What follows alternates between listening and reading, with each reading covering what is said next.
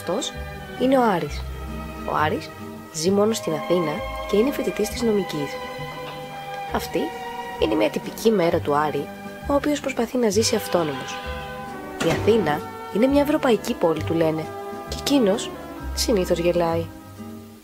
Για να είναι στην ώρα του ο Άρης, πάντα ξεκινάει πολύ νωρίς από το σπίτι του, γιατί οι δυσκολίες που συναντά μπορούν να του στερήσουν οτιδήποτε προγραμματίζει.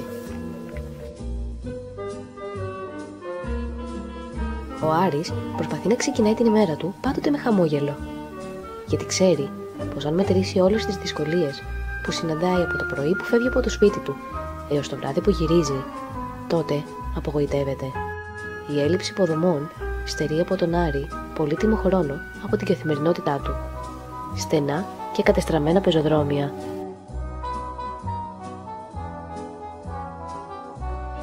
παρκαρισμένα αυτοκίνητα πάνω τους,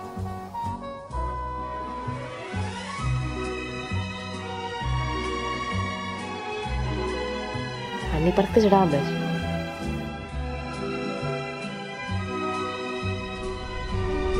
ένα χαλασμένο σανσέρ του μετρό. Αν συμβεί αυτό, τότε πρέπει να διανύσει την απόσταση μέχρι την επόμενη στάση του μετρό για να μπορέσει να το χρησιμοποιήσει ή να αποβιβαστεί από αυτό.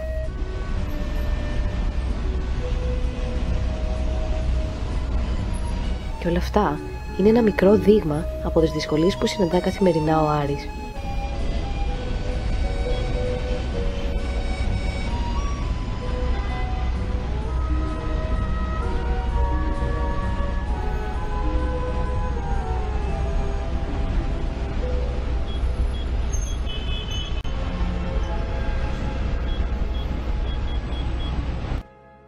Οι άνθρωποι, λέει ο Άρης, είναι συνήθως καλοσυνάτοι και τον βοηθούν. Όμως εκείνος δεν θέλει βοήθεια.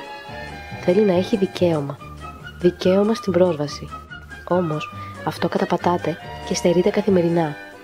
Τόσο από ασυνείδητους πολίτες, όσο και από ανύπαρκτες κινήσεις εξέλιξης από την πλευρά του κράτους. Και αυτή είναι η Βίβιαν.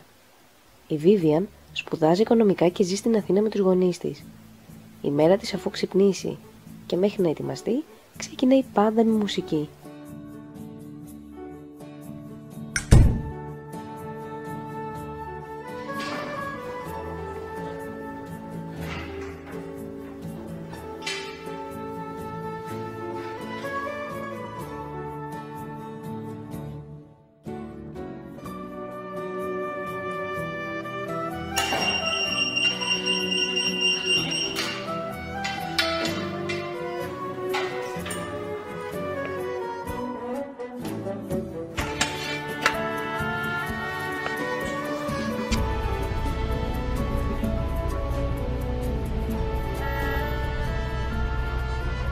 Η διαδρομή που κάνει συνήθως είναι συγκεκριμένη, καθώς δεν υπάρχουν παντού φανάρια για τυφλούς παρά μόνο σε συγκεκριμένα σημεία της πόλης. Αλλά αυτό θεωρείται είναι το μικρότερο πρόβλημα μέσα στη μέρα της. Υπάρχουν τόσο πολλά που δυσκολεύεται να τα μετρήσει.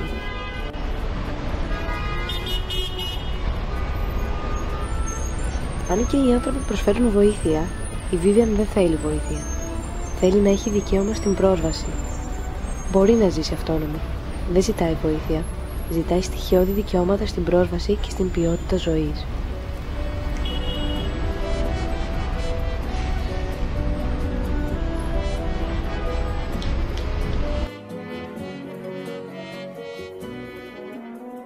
Η μεγαλύτερη δυσκολία είναι τα παρκαρισμένα οχήματα πάνω στα πεζοδρόμια, τα τραπεζοκαθίσματα των καφέ και οι κολόνες που συναντά.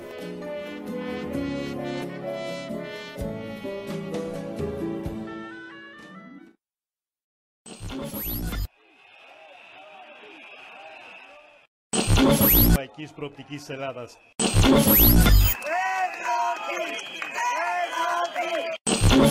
Μέλος της Ευρωζώνης. Το μέλλον της Ελλάδας στην Ευρώπη.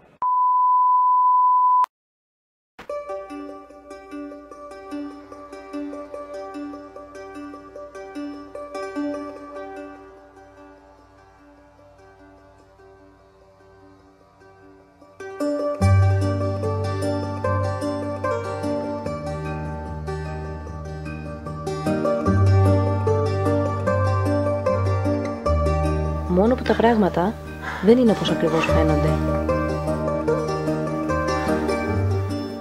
Ο Άρης είναι φοιτητής και ζει μόνο στην Αθήνα. Έχει το δικό του αυτοκίνητο και το μεγαλύτερο άγχος του είναι να βρει να το παρκάρει κάτω από το σπίτι του, οπουδήποτε, αδιαφορώντας για το αν εμποδίζει την πρόσβαση. Και η Vivian είναι φοιτήτρια οικονομικών και ταυτόχρονα διατηρεί ένα καφέ με τους γονείς της. Μάλιστα, έχει επεκταθεί και στο πεζοδρόμιο απέναντι από το καφέ της, αδιαφορώντας για τα προβλήματα που προκαλεί σε όσους αναγκάζονται να κάνουν ακροβατικά για να καταφέρουν να το διασχίσουν. Ο Άρης και η Vivian θεωρούν ότι είναι ευαισθητοποιημένοι.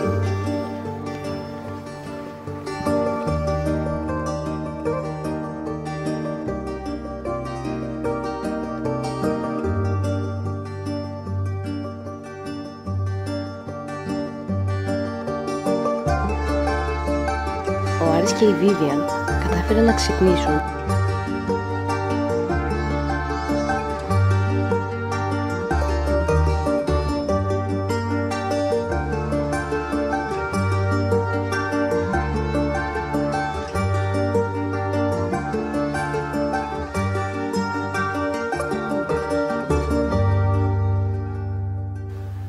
Το δικαίωμα στην πρόσβαση είναι δικαίωμα όλων. Μας αφορά όλους. Είναι θέμα παιδείας. Είναι θέμα ενός ανύπαρκτου κράτους πρόνοιας που αδιαφορεί για τα στοιχειώδη δικαιώματα και ελευθερίες των ανθρώπων με αναπηρία.